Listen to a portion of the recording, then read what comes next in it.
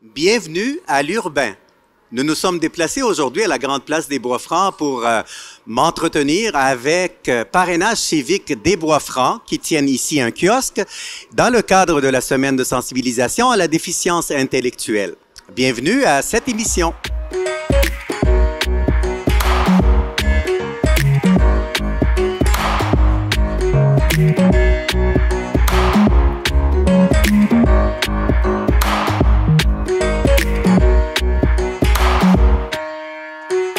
Alors, c'est la semaine de sensibilisation à la déficience intellectuelle et je m'entretiens avec Nathalie Belle-Rose-Hamel et je m'entretiens également avec Maryse Bouchard, c'est la coordonnatrice par intérim chez Parrainage civique des Bois-Francs. Qu'est-ce que ça fait, ce parrainage civique? Bien, au fait, le parrainage civique, on est établi ici à la place Rita Saint-Pierre. Nos locales sont là.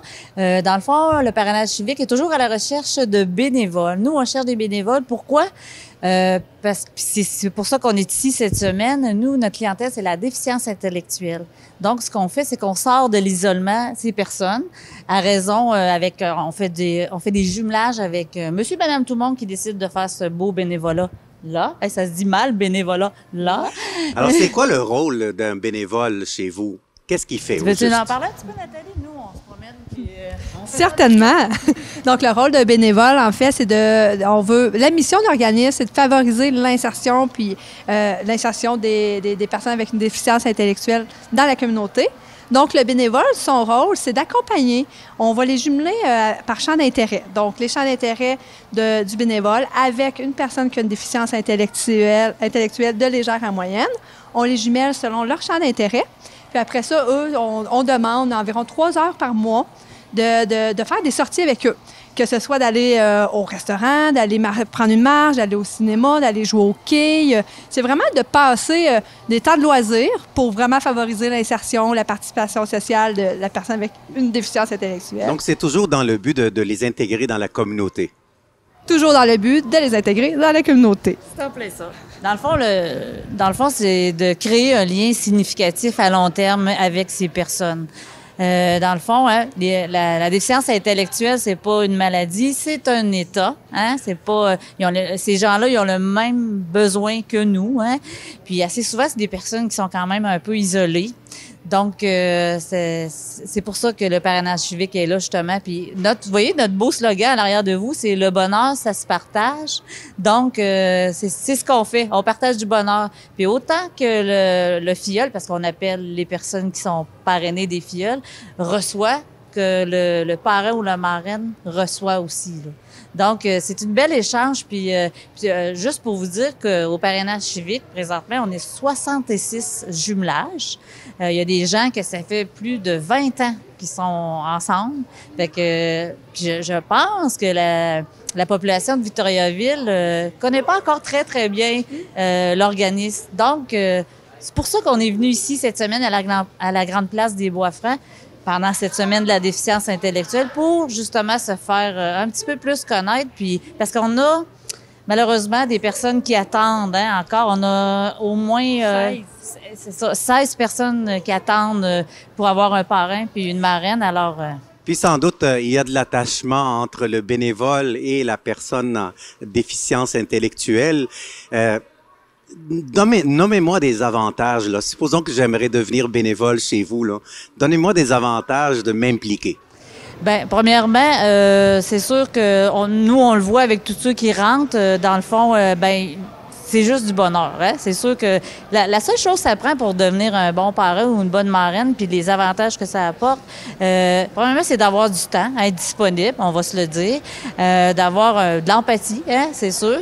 C'est tout. Le plus dur, c'est de s'inscrire parce qu'après ça lui apporte tellement de choses parce qu'ils voient évoluer aussi la personne avec qui ils sont. Tu sais, ils voient qu'il y a des belles histoires qui nous ont été racontées de changements qui se produisent. Moi, j'en ai un filleul, il va avoir tout près de 70 ans. C'est mon Simon d'amour, oui. J'aimerais ça, je m'intéresse à ça, puis j'aimerais ça que vous me racontiez une anecdote de quelque chose que vous avez fait comme activité, puis qu'est-ce que les bienfaits de l'accompagnement que vous apportez à ces gens-là?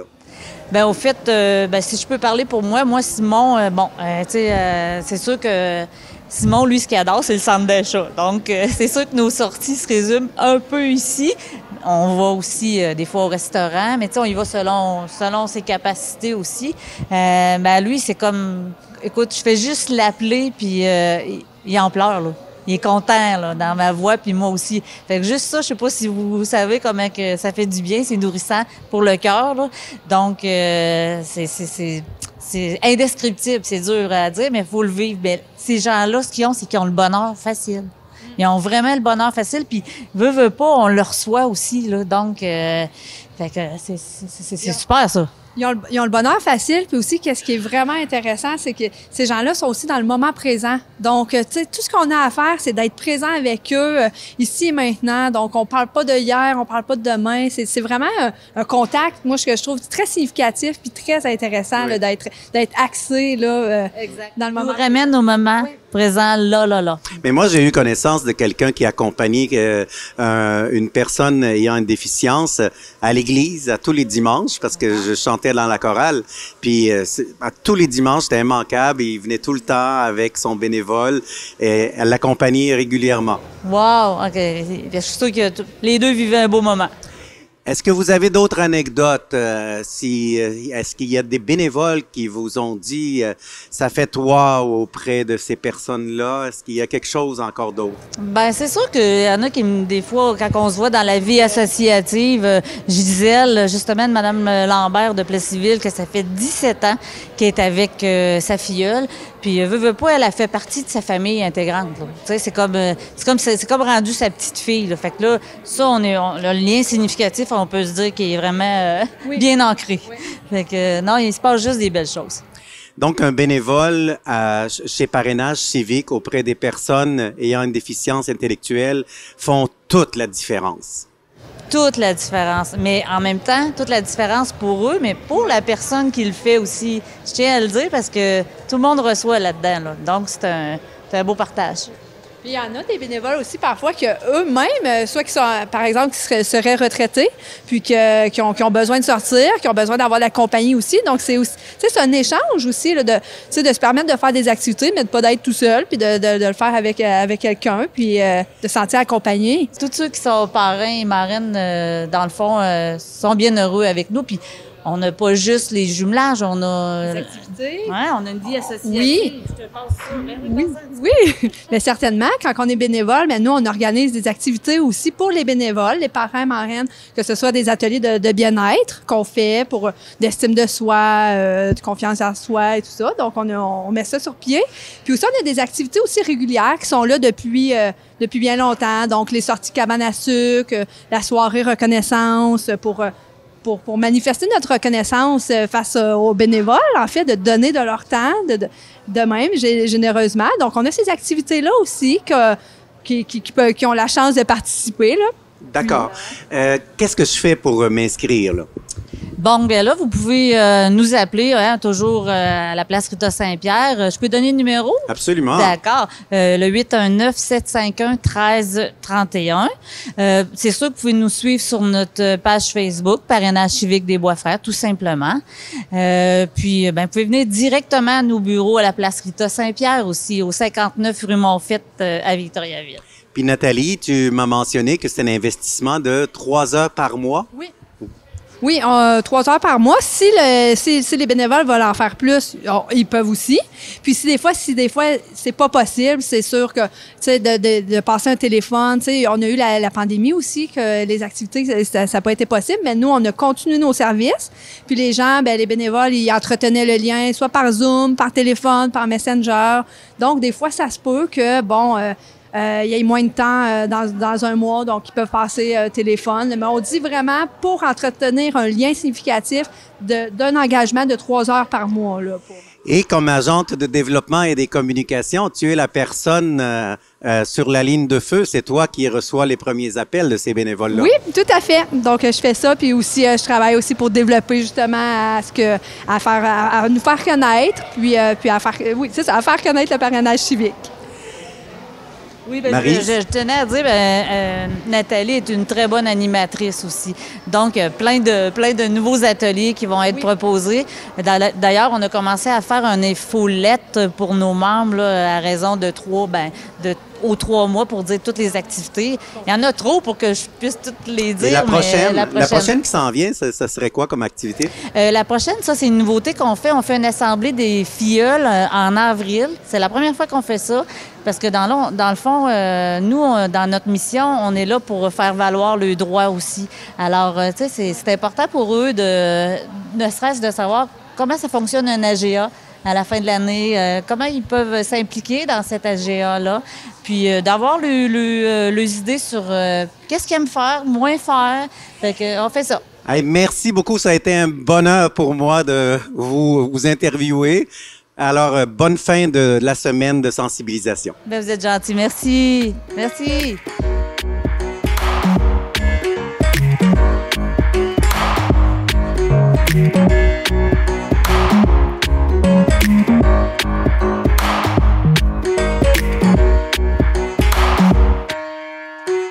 Nouveau propriétaire. Le propriétaire a le droit de vendre son immeuble au moment où il le veut. Cependant, il doit vous faire connaître l'identité du nouveau propriétaire locataire. Celui-ci ne peut résilier le bail et il doit le respecter en entier avec les mêmes conditions.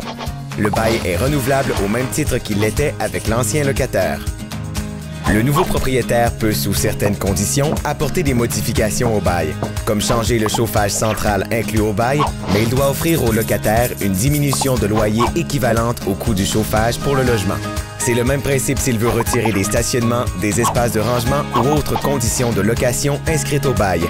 S'il veut investir et améliorer l'apparence de l'immeuble, il ne peut exiger une augmentation de loyer pour couvrir ses frais.